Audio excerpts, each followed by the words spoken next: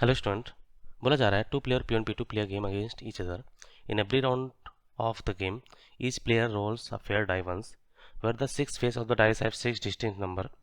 Let x and y denote the reading of the die rolled by the okay क्या हो रहा है मैं तुम्हें थोड़ली बता देता हूँ। हो क्या रहा है कि दो बंदे हैं P1 P2, ये लोग गेम खेल रहे हैं। गेम कैसे खेल रहे हैं? डाई रोल कर रहे हैं उसके हिसाब से। अब एक्स और वाई डिनोट कर रहा है कि डाई पे आया क्या। अगर P1 फेंकेगा तो उसका डिनोशन एक्स है, P2 फेंकेगा तो एक्स उसका डिनोशन वाई है। अब अगर एक्स वाई से बड़ा है तो P1 जीत जाएगा, उसको 5 स्कोर मिलेगा, P2 को 0 मिलेगा। अब अगर एक्स और वाई दोनों के बराबर है तो दोनों को 2-2 पॉइंट मिलेंगे, और वाई का अगर ज़्यादा है तो P1 को 0 मिलेगा, P2 को 5 मिलेगा। और ये जो इन्फॉर्मेशन है ये ज़्यादा इंटरेस्टिंग है। बोला गया let X I and Y I be the total score of P1 P2 respectively after playing ith round. Means ith round के बाद टोटल स्कोर जो है वो एक्स आई वाई आई है। P1 का एक्स आई है, P2 का वाई आई है। हम चाह रहे हैं probability of x2 greater than equal to y2।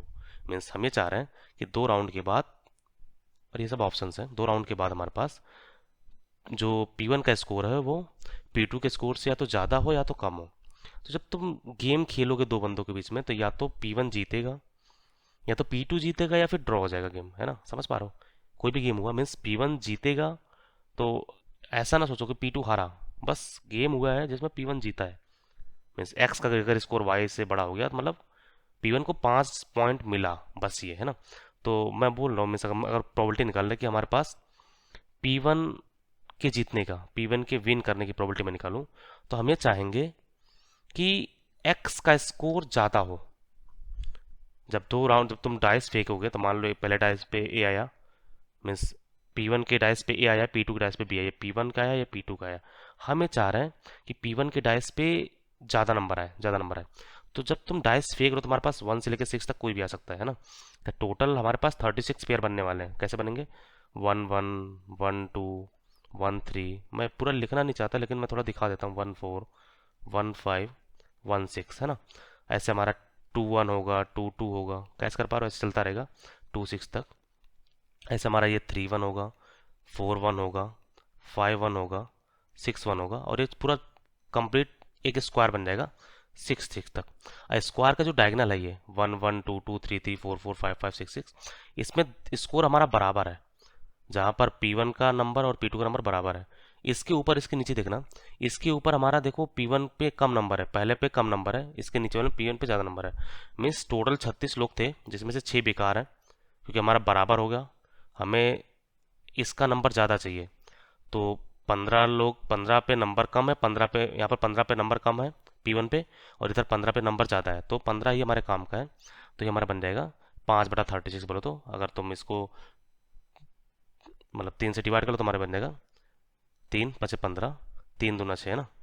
तुम्हारा 5/12 आ जाएगा। ये क्या है हमारा कि P1 को ज़्यादा मतलब P1 जीत रहा है, ऐसा है। P1 वॉन है। तो अगर मैं P2 को वॉन कराऊँ, P2 वॉन करा दूँ मैं, P2 जीत जाए तो ये वाला हमारा स्कोर हो जाएगा, तो उसका भी 5/12 आएगा। और अगर मैं ड्रॉ करा रहा हूँ कि ड्रॉ हो जा रहा है, गेम ड्रॉ हो जा रहा है, गेम ड्रॉ मतलब ये 6 नंबर हमारे काम के थे, है ना। 6/6 इंटू 6 बोलो तो 1/6। तो P1 के जीतने की प्रोबेबिलिटी किसी भी राउंड का, कोई भी पहला राउंड हुआ चाहे दूसरा राउंड हुआ, कोई भी एक राउंड, उसमें P1 के जीतने की प्रोबेबिलिटी 5/12 है, P2 के जीतने की प्रोबेबिलिटी 5/12 है, और ड्रॉ होने की प्रोबेबिलिटी 1/6 है ना। ये हमें दिया गया है। अब हम क्या चाह रहे हैं कि x2 x1 से ज़्यादा हो। हमसे ये पूछा गया है x2 का स्कोर मीन्स P1 का स्कोर अल्टीमेटली 2 राउंड बाद ज़्यादा हो। तो क्या हो रहा होगा? P1 का विन हो जाए और दूसरा भी क्या हो, दूसरे राउंड में भी वो P1 को विन हो जाए। मीन्स इंटरसेक्शन लगाते ज़्यादा अच्छा हो कि दोनों राउंड में हमारा P1 विन हो जाए। मैं इंटरसेक्शन लगा रहा हूँ, पहला राउंड भी P1 जीत जाए, दूसरा राउंड भी P1 जीत जाए, या तो ये हो जाए, काम हो जाएगा। P1 का विन हो, है ना, और दूसरा राउंड हमारा ड्रॉ हो जाए, ठीक है। तब भी एक्स वाला ज़्यादा होगा, 5 मिल चुका ना, ड्रॉ होने पे 2 मिलेगा, तो ऐसा हो जाएगा। या या फिर पहला ड्रॉ हो जाए फिर दूसरा में P1 विन हो जाए। कैसे कर पा रहा हूँ? या फिर पहला P1 विन कर जाए, दूसरा P2 विन कर जाए। तो ये मैं क्यों लिख रहा हूँ? ये मैं इसलिए लिख रहा हूँ क्योंकि हमें एक क्वालिटी भी चाहिए। पहला P1 विन कर जाए, दूसरा P2 विन कर जाए। ये उल्टा भी हो सकता है, पहला P2 विन कर जाए फिर P1 विन कर जाए, है ना। या फिर दोनों ड्रॉ हो जाए। ये भी ड्रॉ हो जाए, पहला भी ड्रॉ हो जाए, दूसरा भी ड्रॉ हो जाए। देख लेना प्रॉपर, कुछ छूटना नहीं चाहिए। दोनों P1 जीत जाए, P1 जीत जाए ड्रॉ हो जाए, या फिर ड्रॉ हो जाए P1 हो जाए, ये भी हमने लिख लिया है। फिर हमारा P1 विन कर जाए, P2 पहला राउंड P1 विन कर जाए, दूसरा राउंड P2 विन कर जाए, तो दोनों का स्कोर बराबर हो जाएगा। ये उल्टा भी हो सकता है, फिर ड्रॉ हो जाए। बस यही हमारा आंसर है, इसको प्रॉपर्ली लिख लो। तो P1 के विन करने की प्रोबेबिलिटी हमारा 5/12 है, हमने निकाल लिया है। तो हमारा आ जाएगा 5/12, पहला राउंड भी P1 जीत जाए, दूसरा राउंड भी P1 जीत जाए, हो गया। प्लस P1 जीत जाए 5/12, फिर दूसरा ड्रॉ हो जाए 1/6, पहला ड्रॉ हो जाए, फिर P1 जीत जाए 5/12, प्लस प्लस P1 जीत जाए 5/12, पहला राउंड P1 जीत गया, दूसरा राउंड P2 जीत गया तो वो 5/12, प्लस ऐसे P2 पहला जीत जाए 5/12, P1 जीत जाए उसके बाद 5/12, फिर दोनों ड्रॉ हो जाए। तो हमारा टोटल प्रोबेबिलिटी है। बस इसको सिंप्लीफाई कर लो, हमारा आंसर है ना। इसको सिंप्लीफाई कर लेते हैं तो हमारे पास क्या हो रहा है, मीन्स 5/12 मैं कॉमन ले रहा हूँ, 5/12 यहाँ तक कॉमन आ रहा है तो 5/12 मैं कॉमन ले लूँगा, थोड़ा आसान हो जाएगा यार। तो हमारे पास बचेगा 5/12 प्लस 1/6 प्लस 1/6 प्लस 5/12 प्लस 5/12, और ये हमारा 1/36 अलग से है ना। तो बस इसको सिंप्लीफाई कर लो तो हमारे पास क्या हो रहा है, 5/12, अंदर हमारा एलसीएम 12 है, तो ऊपर हमारा आ जाएगा 5 + 2 + 2 + 5 + 5 प्लस 1/36। अब इसमें थोड़ा कैलकुलेशन और कुछ नहीं है, बस कैलकुलेट करते रहो, कोई दिक्कत नहीं होना चाहिए। तो हमारा बन जाएगा ये, नीचे हमारा 144 हो गया, ऊपर में जाएगा 5 इंटू ये 5 5 10 5 15 15 4 19 है ना, प्लस 1/36। ये हमारा बन जाएगा 95/144 प्लस यहाँ पर आ जाएगा 4/144 है ना। तो कम्प्लीटली सॉल्व कर लो, तुम्हारा जाएगा 99/144। तो ये तुम 9 से डिवाइड कर सकते हो, तुम्हारा जाएगा 11 कितना 16 है ना, 16 में 44 होता है, ठीक है।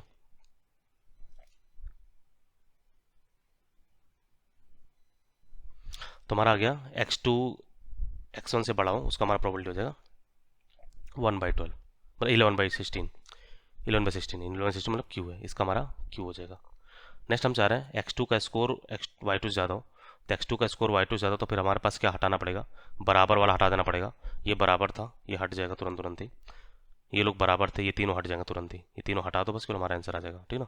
तो मैं कर दे रहा हूँ, हम चाह रहे हैं प्रोबेबिलिटी ऑफ x2 का स्कोर y2 से ज़्यादा हो, तो दोनों जीत जाए, कौन P1 है ना, दोनों P1 जीत जाए, या फिर पहला P1 जीत जाए और दूसरा ड्रॉ हो जाए, या फिर पहला ड्रॉ हो जाए दूसरा P1 जीत जाए, है ना, पहला पहला ड्रॉ हो जाए दूसरा P1 जीत जाए, तो 1/6 5/12। और कुछ और तुम अगर तुम सोचोगे तो बराबर हो जाना है, दोनों ड्रॉ नहीं होना चाहिए, P1 जीत जाए दूसरा P2 नहीं जीतना चाहिए, गड़बड़ हो जाएगा तुरंत ही। इसको बस सिंप्लीफाई कर लो, हमारा आंसर है ना। सोच लो, जस्ट सोच लो कि कुछ और नहीं होना चाहिए।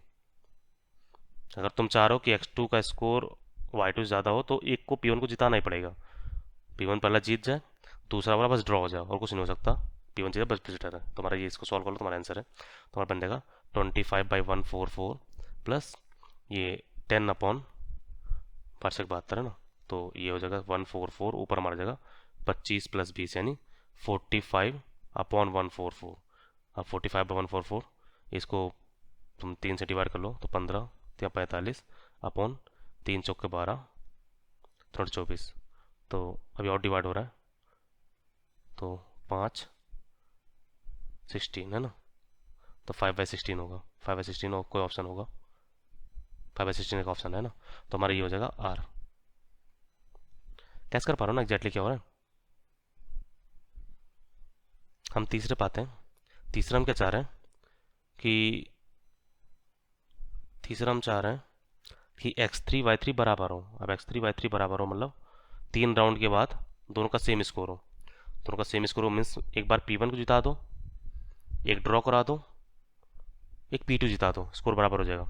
P1 जिता दिया हमने, ड्रॉ करा दिया और P2 जिता दिया। ये फैक्टोरियल 3 तरीके से अरेंज होंगे, मीन्स P1 ड्रॉ P2, ये फैक्टोरियल 3 तरीके से अरेंज होंगे, है ना, समझ पा रहे हो। मीन्स पहला P1 जीत जाए, फिर ड्रॉ हो जाए, फिर P2 जीत जाए, फिर ड्रॉ हो जाए, P1 जीत जाए, P2 जीत जाए, P2 जीत जाए, ड्रॉ हो जाए, समझ पा रहे हो ना अच्छी तरीके से, है ना। या फिर तीनों ड्रॉ करा दो, बात खत्म, तीनों ड्रॉ करा दो, पहला भी ड्रॉ, दूसरा भी ड्रॉ, तीसरा भी ड्रॉ, अब तीनों पे स्कोर बराबर होगा। और कोई तरीका नहीं है, क्योंकि अगर हम दोनों का वैल्यू बराबर चाह रहे हैं तो एक को ड्रॉ होना जरूरी है, और एक में P1 जीतना जरूरी है, एक में P2 जीतना जरूरी है। कोई और तरीका सोच लो, मीन्स दो ड्रॉ करा के अगर तीसरा कुछ किसी चीज़ तो नंबर ज़्यादा हो जाएगा, वो हमें नहीं चाहिए।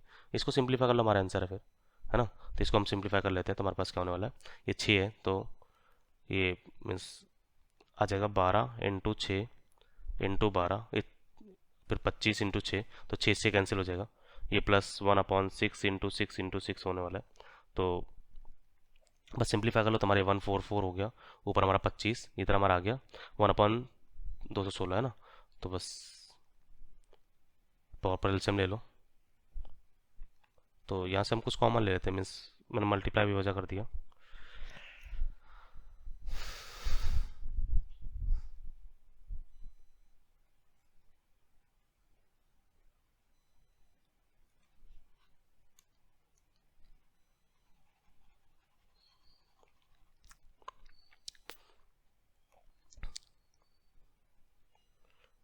तो यहाँ से मैं 1/36 कॉमन ले रहा हूँ, तो क्या बचेगा, ये बचेगा 25/4, है ना, +1/6। तो बस सिंप्लीफाई कर लेते हैं हम लोग, तो हो जाएगा 1/36, यहाँ पर एलसीएम आ जाएगा 12 हो जाएगा, ऊपर आएगा 75 + 2, तो 77/36 है ना। डिवाइड नहीं हो रहा है क्या, बस चेक कर लो किसी नंबर डिवाइड हो रहा है कि नहीं। ऑप्शन में देखते हैं 77 ऊपर है क्या कहीं पर, 77 है, बस बढ़िया।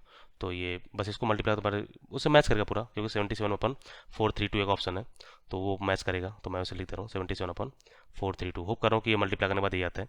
तो इसका भी हमें मिल गया, या हमें इसका शायद टी मिल रहा है, इसका हमारा टी है। नेक्स्ट हम चाह रहे हैं x3 का स्कोर y3 ज़्यादा हो, x3 y3 ज़्यादा हो। हम चाह रहे हैं कि 3 राउंड बाद x3 का स्कोर y3 ज़्यादा हो, तो हम इसको क्या करेंगे, p1 जिता देंगे, फिर p1 जिता देंगे, फिर p1 जिता देंगे, स्कोर ज़्यादा हो गया, ठीक ना। p1 जिता देंगे, फिर p1 जिता देंगे, दूसरा ड्रॉ करा देंगे। ये 3 तरीके से अरेंज होगा, क्योंकि ड्रॉ वाला पहले भी हो सकता है, दूसरा भी हो सकता है, तीसरा भी हो सकता है। नेक्स्ट p1 जिता दें, फिर ड्रॉ करा दें, फिर ड्रॉ करा दें। ये भी 3 तरीके से होने वाला है, क्योंकि p1 का जीतना तो पहले पे होगा, तो दूसरा होगा, तो तीसरा होगा। नेक्स्ट p1 जिता दो, p2 जिता दो, फिर p1 जिता दो, p1 जिता दो, p1 जिता दो, और p2 को जिता दो। ये भी 3 तरीके से जाने वाला है, क्यों, क्योंकि p2 का जीतना पहला दूसरा तीसरे पे कहीं पर भी हो सकता है, ठीक ना। तो होप करो, बस इसको सिंप्लीफाई करते हैं, हमारा आंसर आने वाला है। तो इसको सिंप्लीफाई करना था हमारे 5 × 5 × 5 12 का, इस तरह से कि 125/12 का क्यूब, ये 4 बार है, 12 क्यूब, एक बार यहाँ पर है, 3 बार यहाँ पर है, 4 बार है। और बाकी जो बचे हुए मैं इसको लिख देता हूँ, ये हमारा लिखा हुआ है 25 × 3 75/12 का स्क्वायर × 6 प्लस ये हमारा लिखा हुआ 15/12 × 6 × 6। इसको कम्प्लीटली सिंप्लीफाई करना मीन्स, ये सिंप्लीफाई करने पर आता है हमारा 710/12 का क्यूब। जिसको सॉल्व करोगे तो हमारे पास ये लास्ट वाला मैच कर जाता है बड़ा सा। मिस अभी कैलकुलेशन कर लेना यार, मैं अब इसमें नहीं कर रहा क्योंकि वीडियो बहुत बड़ा हो जाएगा। ये 355/684 आ जाता है, इसका ऐसा जाता है, ठीक ना। तो QRTS हमारा पहला ऑप्शन इसका करेक्ट है, ठीक ना। होप कर रहा हूँ ये वीडियो तुम समझ पाए हो। Thank you for the watching.